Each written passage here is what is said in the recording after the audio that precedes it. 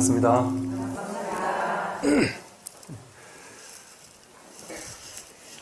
봄이 아주 날씨가 참 좋습니다. 보통 이제 우리 조금 전에 이제 신중전을 향해서 이제 화엄성중 이제 연부를 했습니다. 우리 이제 절에 가면 항상 이제 한쪽에 이렇게 화엄성중이 모셔져 있어요. 이제 호법선신이라고도 부르고, 뭐 신장이라고도 부르고, 또 이렇게 화엄성중 이렇게 해서 화엄경에 등장하는 다양한 이제 성중들, 성스러운 어떤 그런 신들의 무리라고 할 수 있는 그런 성중님들을 이렇게 모셔놨습니다. 많은 사람들이 이제 그렇게 물어요. 이 신중님들이 진짜 있습니까? 그리고 성중이 어떻게 생겼을까요? 진짜 있나요?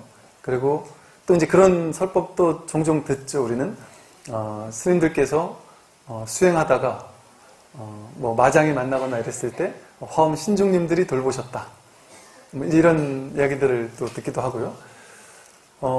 예전에 어떤 스님께서는 이제 그런 얘기를 하시더라고요. 당신이 이제 계곡에서 수행을 하고 있는데 한 번 이제 산매에 들면은 뭐 몇 시간이고 그냥 앉아 있는, 보통 그렇게 하는데 갑자기 옆에서 누가 이렇게 깨우더라고. 이렇게 화엄 성중님이 깨우신 것 같다. 그래서 깨워서 문득 절로 가야 되겠다 싶어서 불이 나게 절로 올라갔더니 절 처마에 도착하자마자 비가 엄청 와서 그 계곡에 있는 사람들이 다 쓸려 내려갔는데, 그때 뭐 또 유명하게 신문에도 나오고 그랬다더라고. 근데 참 그 부처님 갚인 것 같다. 이제 이런 얘기를 하시는 것도 이제 들었습니다. 그리고 또 이제 이런 얘기도 있죠. 큰 스님이 이렇게 딱 보니까 절에서 한 무리의 이제 젊은 스님들이 이렇게 산으로 이렇게 올라가는 거예요. 올라가는데 가만히 보니까 착한 선신들이 우르르 뒤따라가더라는 겁니다. 환희심을 내면서.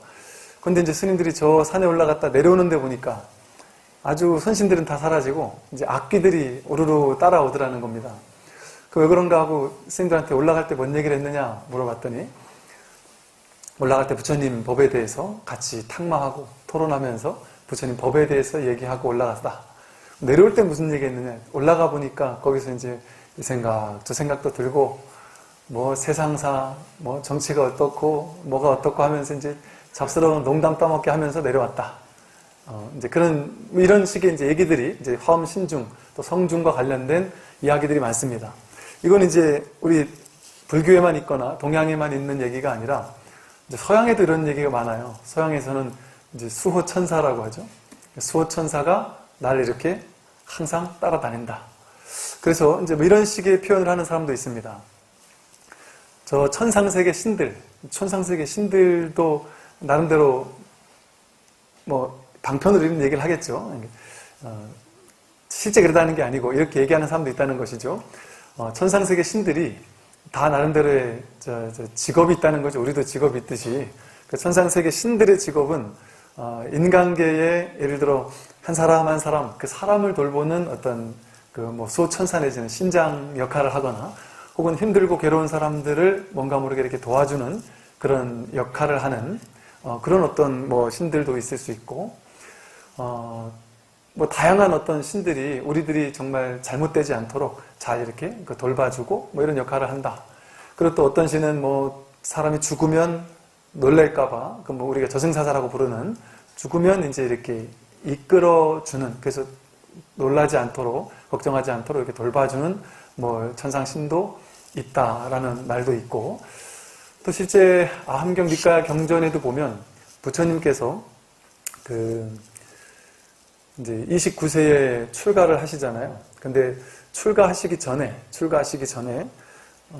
출가할 때가 될 즈음이 되었을 때 이제 천상세계에 있는 천신들이 부처님에게 이렇게 이야기하는 대목이 나옵니다.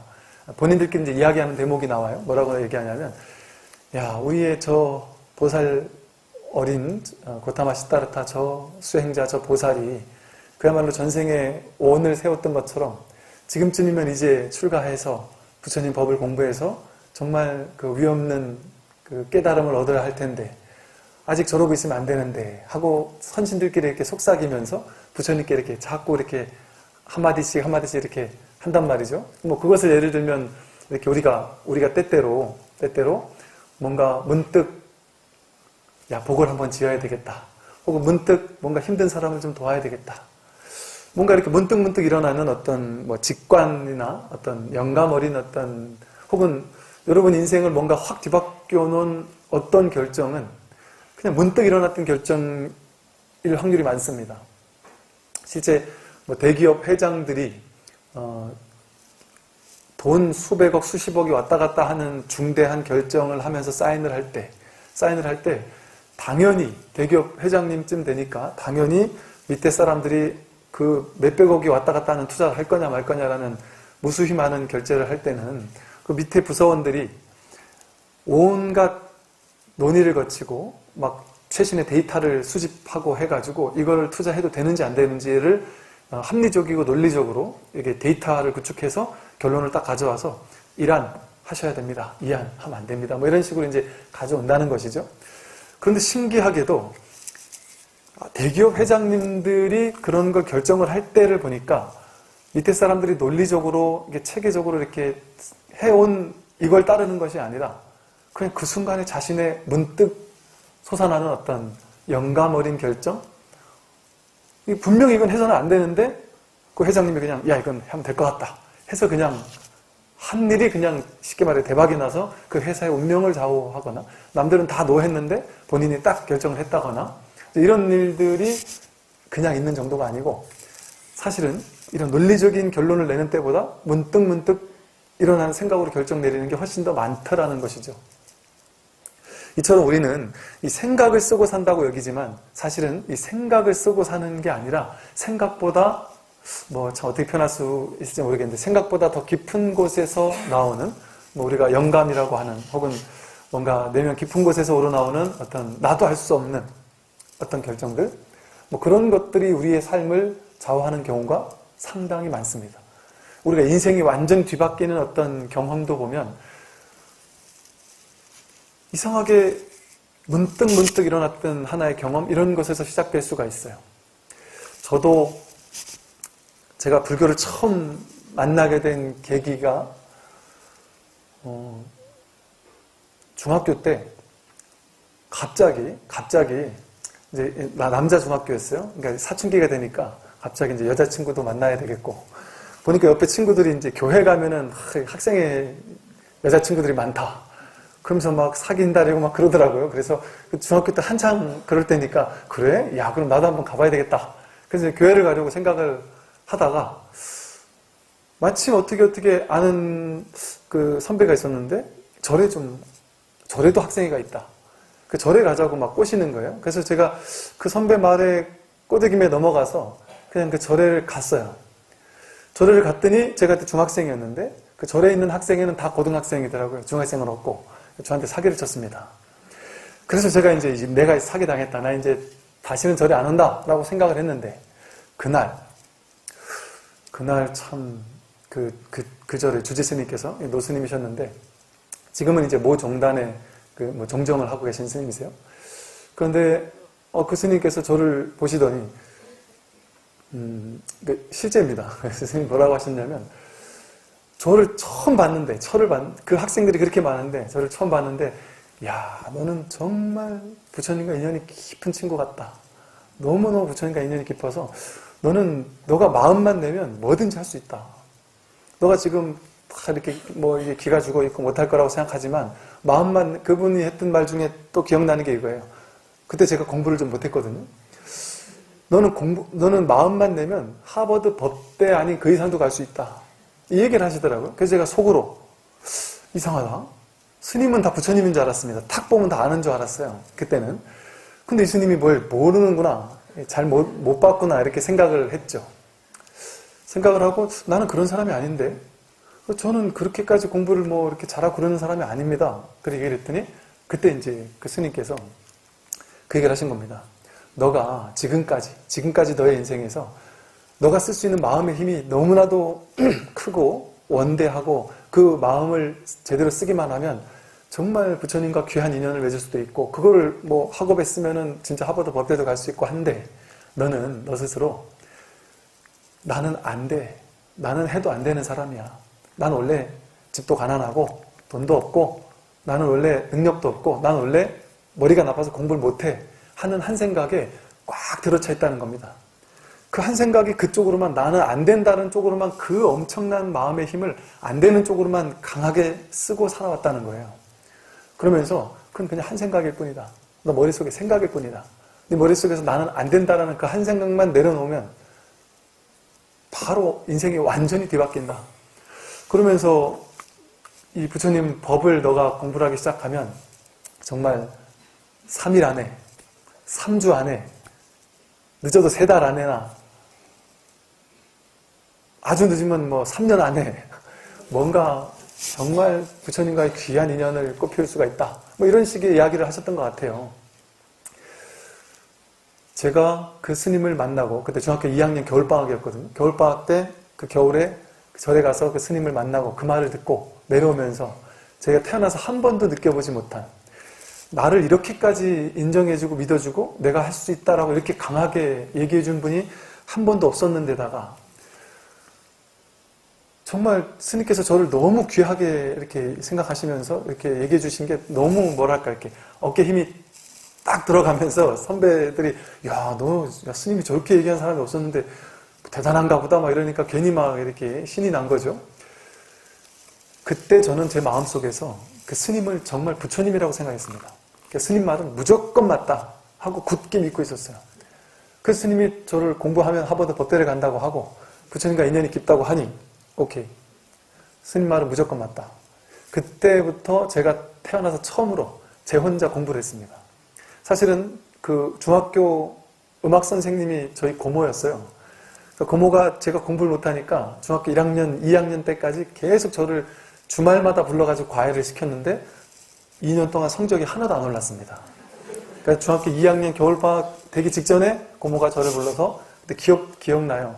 그때 제 동네에서 제일 큰, 그때는 레스토랑이라는 게 잘 없었는데 제일 큰 레스토랑을 데리고 가서는 돈가스를 사줬던, 태어나서 처음 돈가스를 먹었던 기억이 있습니다. 돈가스를 사주고서는 대현아, 너는 착하게 살아라.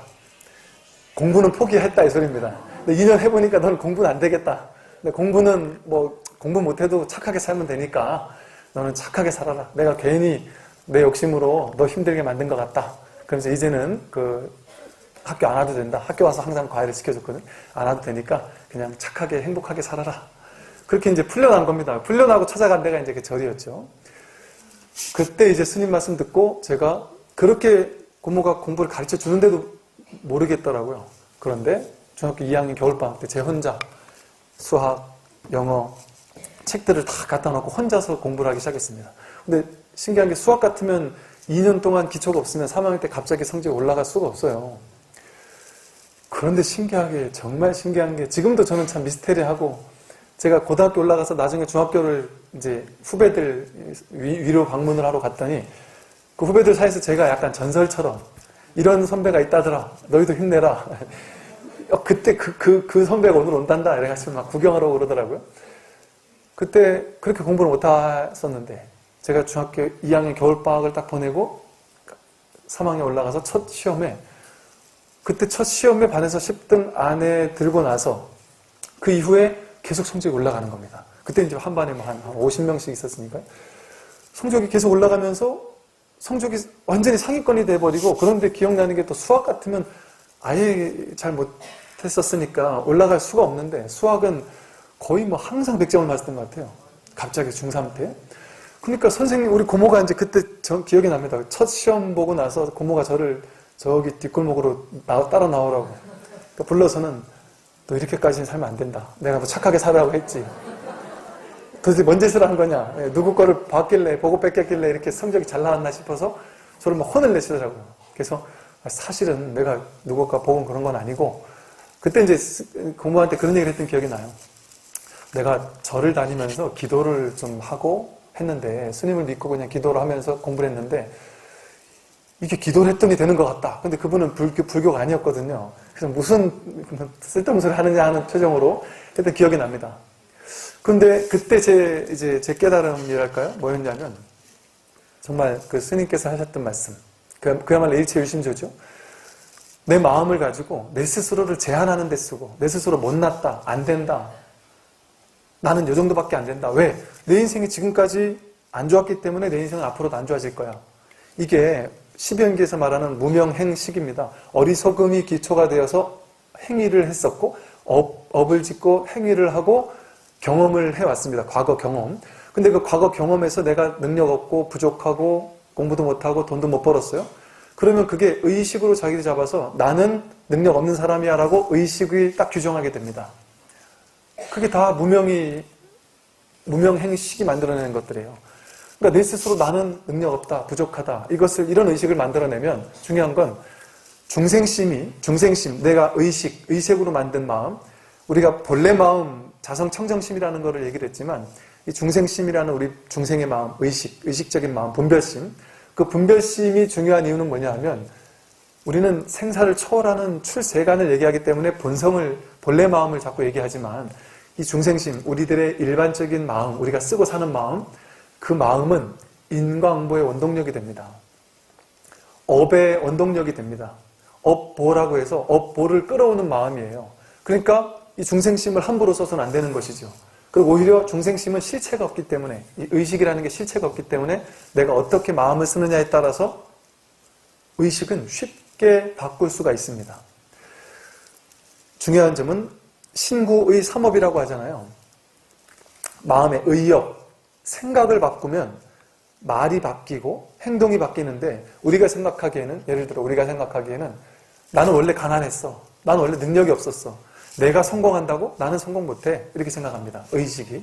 그렇게 사로잡아놔요. 나는 원래 이런 사람이야 라고 딱 생각하는 것이죠.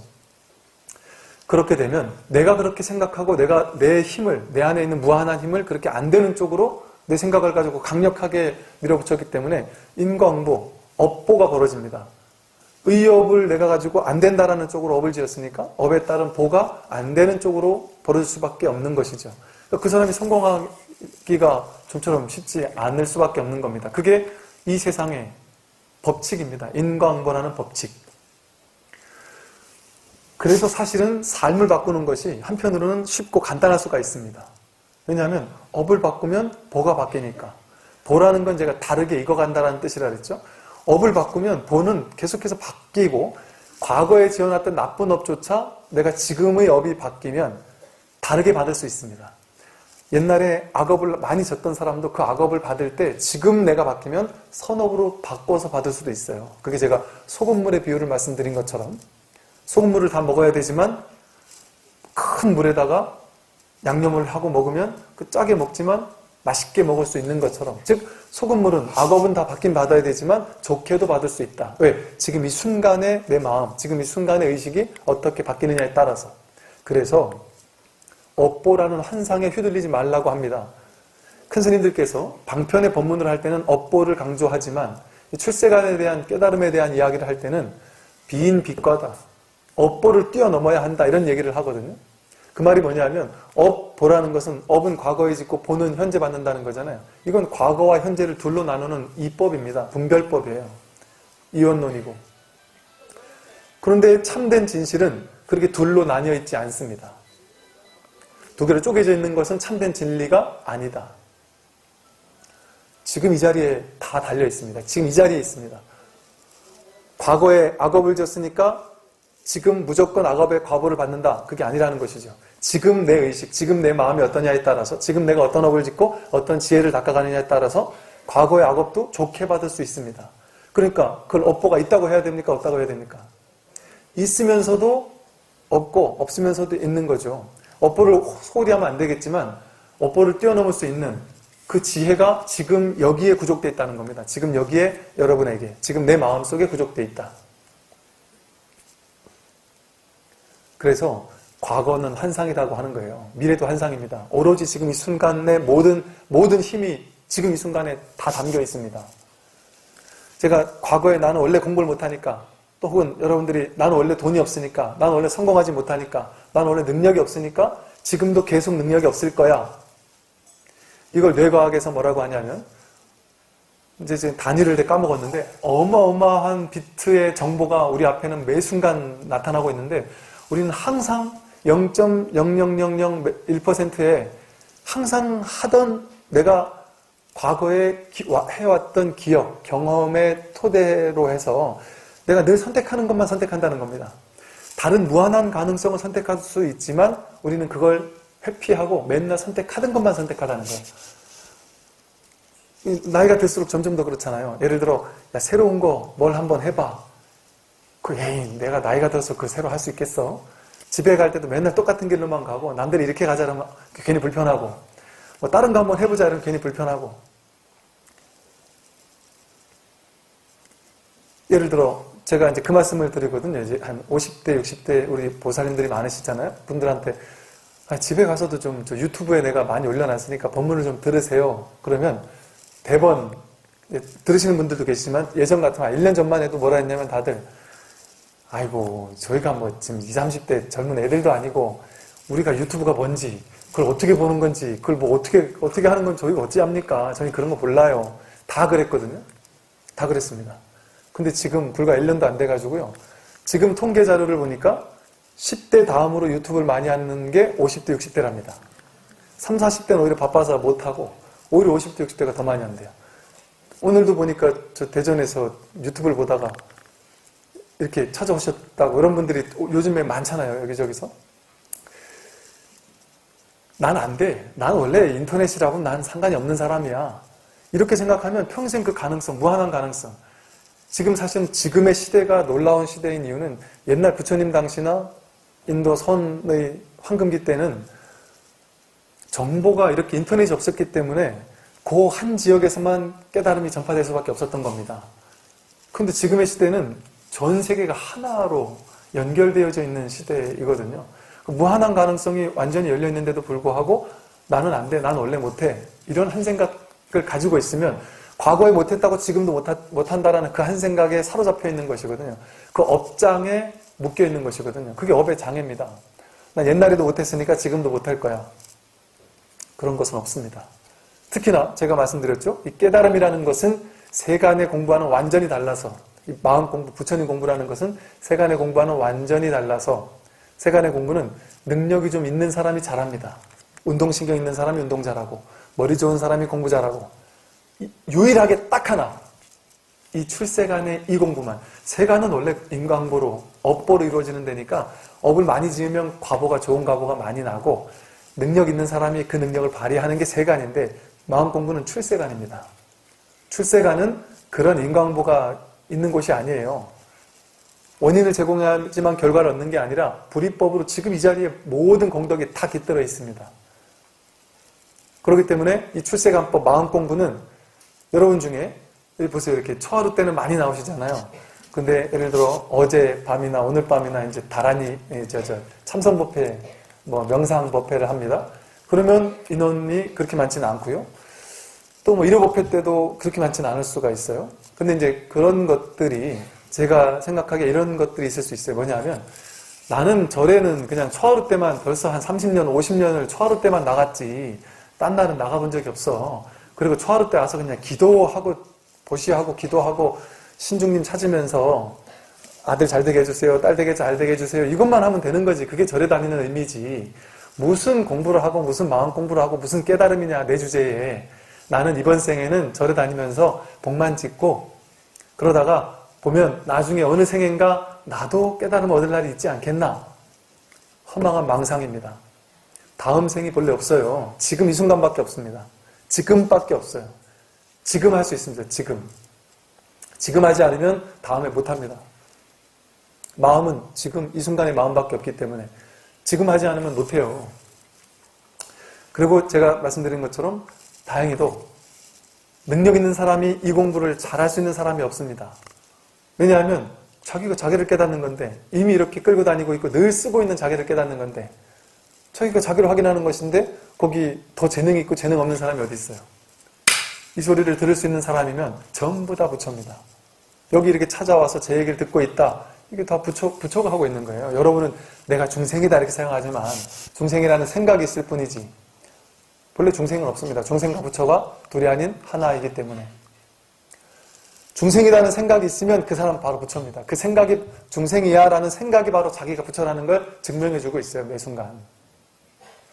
제가 신중 얘기를 하다가 이제 여기까지 왔는데요. 연결되는 얘기이기 때문에 그럽니다. 불교에서 화엄, 성중, 신중, 호법, 선신 이런 것들을 얘기하는 것은 물론 이 얘기하는 초기 원인은 불교가 인도라는 전통에서 나왔잖아요. 그러다 보니까 인도에서 이런 어떤 호법, 선신이라는 이런 개념들이 많이 있었습니다. 무슨 수많은 신들이 많잖아요. 힌두교 바라문교에는 무슨 다양한 지금도 무수히 많은 신들이 있고 또 부처님도 힌두교에서는 힌두교 신 중에 한 명이라고 이렇게 여기거든요.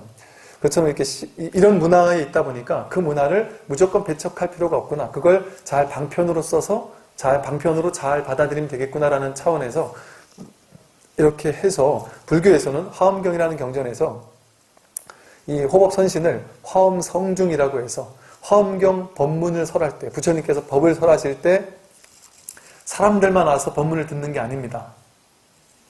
무수히 많은 천상세계 신들, 무수히 많은 다양한 신들, 근데 그 신들을 인도에서 있었던 인도 사람들이 얘기하는 무슨 제석천이니 무슨 인드라니 무수히 많은 신들도 넣어주고 중국에서 있었던 무수히 많은 신들도 넣어주고 한국으로 오면은 또 한국에 무슨 산신이니 또 많잖아요. 부산 같은 데 또 용왕이니 이런 다양한 신들, 그런 신들도 다 끼워주는 겁니다. 왜? 불교는 어떤 종교는 예를 들어 그 지역에 가면 그 지역을 초토화시키면서 다 쓸어 없애면서 들어가는 게 있다면 불교는 전혀 그렇지 않죠. 다 포용하고 다 받아들입니다. 왜? 아무리 외도의 짓을 해도 그 본성은 불성이기 때문에 바다는 하나의 바다에서 파도가 일어나는 것이기 때문에 그걸 그냥 내칠 필요가 없는 것이죠. 그걸 잘 방편으로 활용해서 잘 쓰면 되고 그렇게 방편을 통해서 결국 본질로 돌아오도록 낙처로 돌아오도록 이끌어주면 되기 때문에 그래서 이 화엄성중이 진짜 있느냐 없느냐 이거를 생각한다면 그게 바로 분별심입니다. 진짜 화엄성중이 나를 쫓아다니는 화엄성중이 있을까요? 내가 절에 열심히 다니니까 나를 돌봐줄까요? 분명히 돌봐주죠. 근데 화엄성중이 있어서 돌봐주느냐? 화엄성중이 있다라고도 제가 얘기하지 않겠고요. 화엄성이 없다라고도 얘기하지는 않겠습니다. 그런데 온 우주법계 전체가 화엄성중 아닌 것이 없고 부처 아닌 것이 없는데 이 신중이라는 말의 신이라는 용어 자체가 또 다른 종교에서도 신이라는 용어가 최고의 어떤 성스러운 분을 신이라는 표현을 쓰잖아요.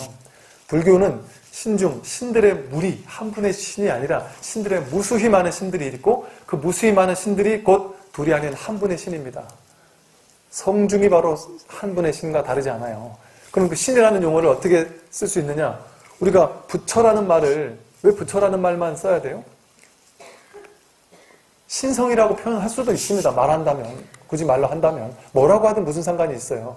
똥막대기라고도 표현을 하는데 모든 것이 부처 아닌 것이 없단 말이죠. 그런 면에서 불교에서는 모든 것을 신성시한달까요? 성스럽게. 왜? 모두가 부처 아닌 것이 없기 때문에 둘이 아닌 하나로서 부처라는 한 마음으로서 하나이기 때문에 전부 다 부처로 보는 것이죠. 부처로 보는 게 아니라 실제가 부처입니다. 부처밖에 없습니다. 이 세상에는 온천지 부처밖에 없기 때문에 뭔가 내가 힘들 때 여러분들은 내가 산다. 내가 잘나서 산다. 문제가 있으면 내가 해결해야 된다. 이렇게 생각하시잖아요. 그렇게 해결해야 될 내가 없고 문제로 아파하는 내가 따로 없습니다. 사실은. 내가 요만큼을 나라고 여기고 요만큼을 내 것이라는 영역으로 여겨서 나는 이렇게 해야 돼. 그런데 지금 이렇게 안 되고 있으니까 괴로워. 이렇게 머릿속으로 생각하고 해석하고 판단해놓고 스스로 괴로움을 만든 것일 뿐이지. 자기가 올라온 생각이나 의지, 의도를 가지고 내 생각이고 이게 맞아 라고 해서 이렇게 되지 않으면 큰일 날 거야 라고 생각하면 자기가 만든 그 생각에 휘둘리고 노예가 되고 그 생각이 주인 자리를 그 생각에 내어줘서 생각에 휘둘리는, 그래서 생각대로 되지 않을 때 괴로울 수밖에 없는 그런 중생으로 전락합니다. 여러분이 예를 들어 나는 죽으면 안 돼 라고 생각하면 죽음이 다가올 때 괴롭겠죠? 나는 병이 들면 안 돼 라고 정해놓으면 병이 들면 괴롭겠죠? 죽어도 됩니다. 병들어도 되고요. 왜? 누구나 죽을 거고 누구나 병들 것이기 때문에 어차피 다 할 거예요 우리가. 근데 그걸 왜 하면 절대 안 된다라고 고집을 하고 있느냐.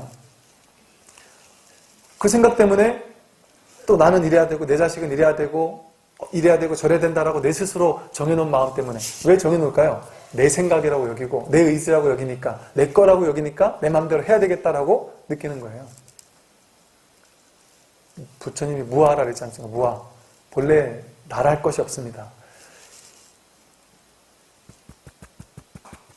이 몸을 이끌고 가는, 혹은 이 우주 전체를 이끌고 가는, 그 이끌고 간다고 하니까 이끌고 가는 뭔가 본성이 따로 있고, 대기대용이라고 하니까 뭔가 이 크게 온 우주법계 전체를 한바탕으로 굴린다고 하니까 한바탕으로 굴리는 뭔가 원동력이 되는 자성이라는 뭔가가 따로 있고, 여기 나는 따로 있고, 그래서 두 개가 하나가 돼야 되나? 그렇게 생각하는데 그게 두 개가 아닙니다. 그런데 설명을 하려니까 그렇게 설명할 수밖에 없어요. 이해를 돕기 위해서는. 그래서 그 대기대용의 부처님, 그 하나님이라는 그분이 누구겠어요? 바로 지금의 나입니다. 나 자신이고, 지금 이 순간이 그대로 부처이고 신성이고, 모든 순간이 가장 완전한 순간입니다. 내가 생각을 가지고 그렇지 않아라고 여기면서 그렇지 않아라고 여기는 그 생각을 고집하기 전까지는. 근데 그렇게 고집한다 할지라도 그 고집하는 것도 부처가 하는 거예요. 그래서 이 신중님들이다 라고 했을 때, 이 신중님들은 신들의 무리, 즉 불성이 없지 않은, 모두가 다 불성이고 모두가 다 신성이 깃들어 있는 신성시한 존재들입니다. 그리고 아까 제가 말씀드린 것처럼 내 안에서 뭔가 문득 어떤 직관이 올라오고 문득 영감이 올라왔다, 뭔가 문득 이게 신중님들이 나한테 이렇게 딱 넣어줬나? 뭐 이렇게 방편으로 얘기했던 것이죠. 근데 그게 신중이 넣어줄 만한, 그럼 신중과 나를 둘로 나누는 거잖아요. 저 신중이 따로 있고 여기 내가 따로 있어서 신중이 나한테 도움을 줬다. 그럼 신중한테 고마워해야 되고, 그렇게 둘로 따로 나뉘어져 있지 않습니다. 그렇기 때문에 모든 것은 하나의 바탕, 하나의 자리, 온 우주법계 전체가 둘이 아닌 하나의 자리에서 다 일어날 뿐이다. 그 하나의 자리가 그야말로 신중이 아니면, 신성하지 않으면, 그게 진실이 아니면 뭐가 진실이겠습니까? 그러니까 이렇게 신중님이 계신다고 해서, 아, 이쪽 옆에 있는 태화는 신중님은 좀 급이 낮은 거니까 하단, 아니죠, 중단, 부처님은 급이 높으니까 상단, 영가님은 더 낮으니까 하단, 이렇게 말은 붙여놨지만 그게 그냥 하나의 방편입니다. 영가님에게 영가 법문할 때 무슨 법문을 하는 거예요? 영가님 지금 하단에 계시죠? 당신은 하단에 계실 분이 아니고 당신이 본래 부처입니다. 본래 상단에 계신 부처님과 둘이 아닌 존재입니다라는 법문을 드리는 거예요. 하물며 신중님은 더할 만한 애가 있겠습니까? 편의상 우리 마음속에서 나는 부처에 점점 다가가고 싶다. 나는 지금은 중생이다. 근데 점점 부처가 될 수 있겠지. 이런 차별심을 내니까 어쩔 수 없이 공부에서도 이런 방편들을 세워놓은 것이지, 그 방편은 깨기 위해서 있는 겁니다. 그러니까 방편에 사로잡힐 필요는 없겠죠. 그래서 이 신중, 예를 들어 그래서 저 연사스님 같은 경우는 그런 표현을 드셨습니다. 부처님도 그러셨잖아요. 모든 사람에게 전부 다 깨달아야 된다, 해탈 열반해야 된다 이렇게 얘기하지 않고, 나는 지금 인생이 힘듭니다. 그러면 그래, 힘든 거 그것부터 해결해야지 해서 착하게 살고 복을 짓고 살고 실론, 개론, 생천론 같은 이 쉬운 얘기부터 하셨던 것처럼, 저 연사스님께 어떤 이제 신도님들이 오셔서 너무너무 힘들고 너무 괴롭습니다. 그러면 이제 예를 들면 백일 기도를 한번 혼자 붙여가지고 백일 기도를 한번 해보세요. 그럼 혼자 백일 기도를 해요. 그런데 이제 연사스님 뭐라고 하시냐면, 백일 기도를 하고 나서는 백일 기도를 이제 딱 하시고 꼭 신중단을 향해서 화엄 성중님을 간절하게 부르라고. 백일 기도하면서 개인적인 기복적인 걸 비는데 부처님한테까지 가서 그런 거 빌 필요 없다. 그거를 담당하는 사람이 있다, 따로 있다. 그분이 화엄 신중님이다. 이렇게 방편을 쓰시는 거죠. 즉 부처님한테 내 개인적인 성공하게 해주세요, 뭐하게 해주세요, 이런 거 할 필요가 없다는 것이죠. 그거를 해주기 위한 최적화된 어떤 신중님들이 화엄 성중이다, 이런 방편을 쓰시면서 그분에게는 당장 지금 너무 힘드니까 화엄 기도를 하셔서 화엄 성중님을 열심히 독송하셔서 그거 당장 해결하고, 그러고 나서 이제 이 법문 듣고 마음 공부를 합시다, 이렇게 방편을 쓰신다는 거죠. 그래서 늘 백일기도 하시는 분들한테는 이렇게 끝날 때는 항상 화엄 성중을 독송하라고 그런 방편을 쓰시더란 말이죠. 그러니까 그런 것처럼 부처님이 그러셨던 것처럼 이 불교 안에는 무수한 방편이 있어서 물론 이제 근기 따라 이 공부에 딱 공부를 하겠다 하는 사람에게는 방편을 다 그 사람에게는 방편을 다 쳐주고 오로지 공부만 딱 드러날 수 있도록 해줘야 되겠지만 이렇게 이제 많은 불자들, 많은 대중들, 무수히 많은 근기의 다양한 분들에게는 다양한 방편들을 자유자재로 쓸 땐 또 쓰고 그러나 쓰기만 하는 게 아니라 쓰고 나서 반드시 깨뜨려줘야 되는 것이죠. 그러니까 어찌 보면 제가 화엄성중에 대한 얘기를 했고 화엄성중에 대한 믿음을 과히 저버릴 필요는 없다라고 얘기를 했지만 화엄성중은 본래 있는 것도 아니고 없는 것도 아니다. 나와 돌이 아니다. 부처와 돌이 아니다. 본래 하나다. 라는 얘기를 하고 있는 것이죠. 그래서 이렇게 그 천수경에 보면요. 이제 정구업진언을 지난번에 했는데 정구업진언 다음에 뭐가 나오냐면 오방 내외 안위 재신진언이 나옵니다. 오방 동서남북 중방 그러니까 온 우주법계 공간 모든 곳 이걸 얘기합니다. 모든 곳에 안팎에 우리는 여기 안에는 아니고 바깥은 밖이라고 여기잖아요. 부산은 아니고 부산 바깥은 밖이고 한국은 아니고 한국 바깥은 밖이고 또 인간들은 우리 부류고 인간 바깥에 있는 짐승들은 또 다른 존재고 이런 식으로 안팎을 둘로 나눕니다. 범주를 정해놓고 경계를 정해놓고 둘로 나누는데 그렇게 둘로 나눌 만한 것이 없다는 것이죠. 온 우주법계 전체가 하나라는 겁니다. 하나. 그래서 우리 중생들은 동서남북 중방이 따로따로 있다고 여기는 거예요. 그러니까 중생들의 근기에 맞춰서 오방 전체 공간에 내외 안팎이라고 여기는 모든 곳 나와 나 아닌 모든 나와 이 세상 전부 삼라만사 전부 내외에 오방에 온 우주 전체 안팎의 전체를 안익게 하는 위로하고 안락하게 하는 안익게 하는 재신진언 일체 모든 신들을 안익게 하는 진언이라는 소리입니다.